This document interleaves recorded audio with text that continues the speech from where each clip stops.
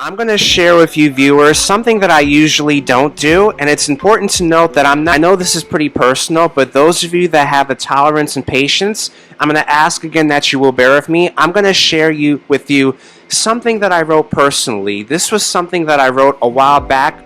At the beginning of the year, I had mentioned about making a writing and sharing with you viewers something that I've been holding on to for a little while, and I wrote a personal letter to myself. It's like a proclamation, if you will, because at the beginning of the year, and I've been friends with my youngest friends, he actually shared this with me. Those of you that know or have spent some time to read these self-help books to help our self-esteem, one of the key books or writings that I mentioned earlier in the year was from Don Miguel Rules. He made this book entitled The Fifth Agreement, and I took a couple of key points and I wrote them into a letter. I wrote them into like this journal entry that I'm going to share with you. It's a piece of writing that I wrote and I put together. So if you have these next couple of minutes to bear with me, I'm going to share with you exactly what I wrote at the beginning of the year. So here goes. Who am I? I ask, who am I really? What is my true purpose? The truth of the matter is, I never really thought too much, nor taken into consideration about the type of man I truly am. I hadn't considered composing my thoughts onto a piece of paper, let alone writing in general. One of the reasons being, I'm the type of words to say, how to say it, when to say it. I was also convinced that I was young enough to remember most of the things and I didn't have to write them down. What a biggest lie I told myself. The human brain can only hold but so much information, regardless of age. It's normal for folks like me to forget things, places, names. I think it narrows down to the expectation and how much we put on ourselves as humans. I believe that part of this is influenced by how we were raised growing up as children. The author of his book, The Fifth Agreement by Don Miguel Rules, was a book that came out years ago in the late 90s to early 2000s. The book covers fundamental key elements to exploring ourselves. In one of the chapters highlighted in Chapter 1, Domestication and Symbology, Rules states that most of our lives are influenced through the process of domestication and symbology. When we are born into the world, we have our own natural tendencies of living. By that, I mean certain habits, laughing, running around, especially as children, having the capability to live freely and express ourselves in our own unique way. However, as we grow up and are raised by our parents, we sort of lose our free will to be as we are because of domestication. Domestication is the process in which we reward or punish based on our behaviors. For instance, our parents or other adults who serve as authoritative figures have certain standards on how we should conduct ourselves. If we do good things, we get rewarded. If we do bad things, there are negative consequences. These standards are also part of symbology, which are used to describe a situation or to tell a certain story. In a way, we as humans need symbology because we need some sort of direction. We need some guidance and or advice. But symbology is also a type of relative truth. By that, I mean we give our objects, places, and or lifestyles a meaning, but those things mean many things to different people. To break this down, there are at least 8 million people on this green earth. Each has their own unique ability to explore and their given skills. Talents and what works for one person does not always work for others. Furthermore, to the point, all of us in our lives were domesticated and taught how to live. But the ways of living mean different things to different people. We cannot have the same things. We cannot have the same amount of friends. We cannot all think the same. I believe that every person has their own personal stories to tell based upon their experience and not the experience of others.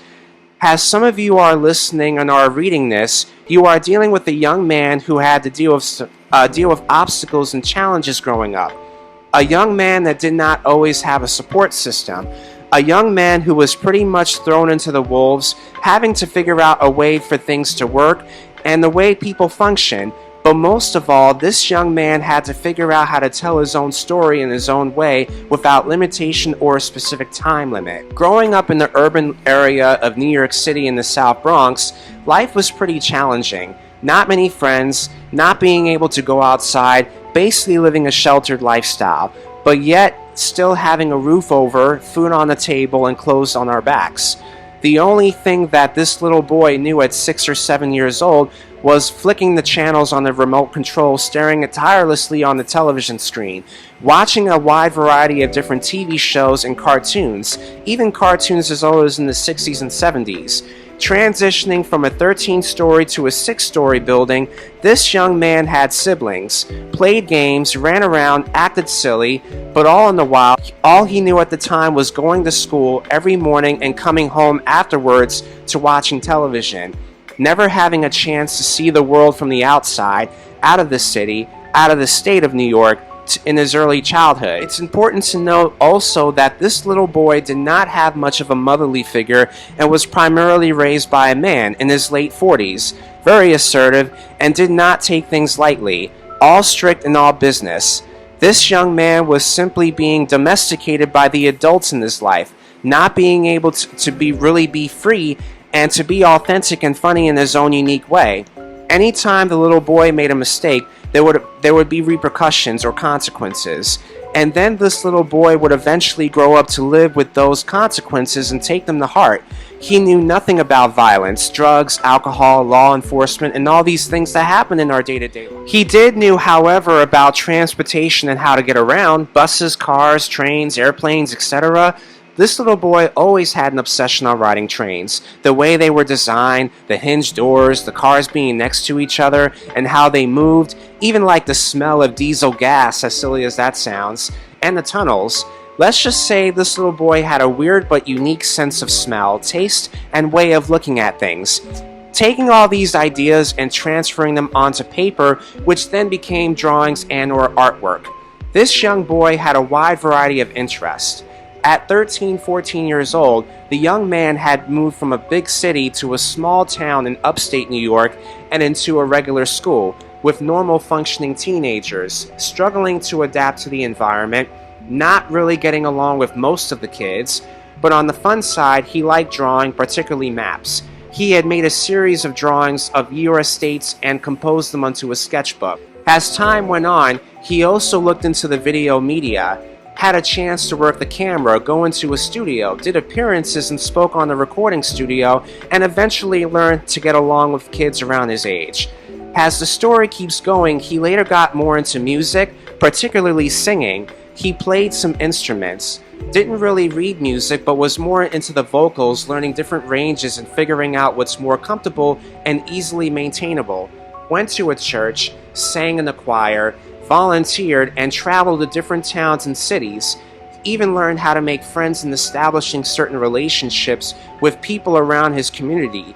Keep in mind also that this young man kept seeking for guidance and or instruction or symbology, basically looking for other people or family relatives for validation. Instead of being independent and following his own intuition, this young man wanted reassurance by the people in his life, especially friends, teachers, family closest to him, that he was on the right path. He wanted to please and make people happy. Those who talked down on him, he wanted to prove his doubters wrong. He was too afraid to be short of or to make a mistake, basically being a failure, never really taken into consideration, and to this very day, that failure is part of the process. It's part of our everyday growth as humans. But the validation part was highly influenced by the domestication by other people in this life. This young man would then go on to graduate high school and go on to a 4-year college institute alongside his brother and pursue his bachelor's. Still being undecided, he tried different fields of study, even went into the media field, learning different styles of editing, working the equipment in the studio, learning rules and regulations, understanding news, biased media, and how all these things affect the way we live our lives. This young man wanted to be an anchor on television. He was convinced that he had decent mic skills and or good speech, the way he spoke and articulated himself. He never considered how hard and difficult these things would be, working hours and hours and being on the road, visiting different places around the country, but also having the means of transportation or his or her own access to mobility, also having the money to fund the equipment. This young man also had a hard time dealing with constructive criticism. Nonetheless, he did graduate college with a Bachelor of Arts, went back home living with one of his close relatives, volunteered, sang, still was active in the community, got some basic editing skills, but also walking out with student loan debt, and also very little to no money to really get out and network with others out of his own hometown. This young man did not drive a vehicle but rode his bike around town and has been for a number of years to this very day. Post-college, this young man found himself doing many different things, worked different jobs, worked as a gallery attendant in the museum at the college while attending undergrad for 4 years, worked in the kitchen in the college dining center for 9 months, did a data entry position, worked in the fast food service, and currently now works in retail. But also, he had some troubles managing his health, physically and mentally. He had been diagnosed with digestive issues in his stomach, referring to ulcerative colitis, also had some posture issues, back and foot, but nonetheless, still persevered as a young man in his early to mid-20s. All in all, this young man did everything in his power to try to be successful, trying to take the advice of those who have more experience, but also trying to be a positive influence to those around him, his peers, his family, and even adults older than them. But it's also important to note, at a certain point, this young man fell through some cracks in the hole along the way, experienced his first layoff, being sick and in the bed for 9 months, eventually losing friends and family to death as years went by, had trouble budgeting his money, and would usually go out to the store to buy food or snacks or binge eat in order to deal with the stress and anxiety. He would also eventually lose his ambition to go out, exercise, socialize with others, spend numerous hours on and off to this very day surfing the internet and browsing on his laptop. He would also recognize that those fields of study in school and those volunteer jobs did not really work out for him. On the upside, he eventually moved out and rented a one-bedroom apartment at 26 and had been making some progress, maintaining his space, keeping up with the rent and a few bills, learning to budget, save a few dollars to get out and travel, do a few fun things, and speak with and keep close contact with his close family and friends, even a mental health specialist. But he also learned along the way, during his whole duration of living in upstate New York, that all those people who he thought were his friends or that he looked up to were not who they say they were and did not hold true to their word. Hence, the circle of people he knew became smaller and smaller, and at 28 years old, he eventually realized that it's much better to have 4 quarters than 100 pennies. As you see, as people, we learn about what works and what does not work for us. We get to know and understand people, perspectives, opinions, etc. And at the end of the day, it is up to us to use our judgment to decide to come to a conclusion based on the information we gather and the things we see around us. In light of recent events with the pandemic, the ongoing riots and the protests, a lot of things have went down. There have been a lot of disagreements, a lot of backlash, and a lot of judgments, but a lot of the people, especially in our country, have lost sight on what it truly means to be human. Having a mixture of different cultures, food, ideas, and then being able to try to embrace them is what makes life beautiful. But a lot of times we are more focused on competition. We are more focused on being better than the other person. We want more goods, materials, services, etc. We envy what other people have, and ultimately that in turn affects the way we think about ourselves and how we perceive life. We are almost never satisfied. The things we go after are never enough, and we will never almost be happy. The whole point of writing this essay or letter is for all of us to explore our own happiness and the things we enjoy that make us feel good about ourselves, exploring one's own authenticity and not following the status quo. Just moments ago, I gave a background about a story about a young man who had and still has challenges to deal with. The idea and the overall bigger picture behind telling the story is that this young man that I described has had difficulty in finding what truly makes him happy, And while all these things described were personal achievements, all of those past things do not fulfill his entire happiness. They do not complete his whole life. He was more focused on pleasing other people, doing things and living life their way. In a podcast I listened to a few days ago, Greg Heber wrote a book entitled You Can't Give What You Don't Have. In this 41-minute podcast, Greg and the announcer are having a conversation going over his book, which I have not read yet, but he's highlighted some points. He basically stated that we each have a choice to be happy. In that session, Greg shares that he went to a mental health counselor specialist, and they both listened to exchange conversations. While it's true that the podcast was over 41 minutes long, and my attention span can only hold but so much information, I did take some information in that first 4 minutes of audio. Greg's counselor suggested that he place all the burdens and responsibilities of happiness onto his wife. What I took from that short segment was that a lot of times we place all our feelings and responsibilities on our friends and our loved ones and believe that it was their job to be happy for us. But it does not work that way. Most of us, myself included, have become too dependent when it comes to seeking validation. Everyone in this life journey has their own agenda and seeking their own purpose and position in other people's lives. To answer the question, who am I? What is my purpose? It takes a lot of self-work, practice, and understanding.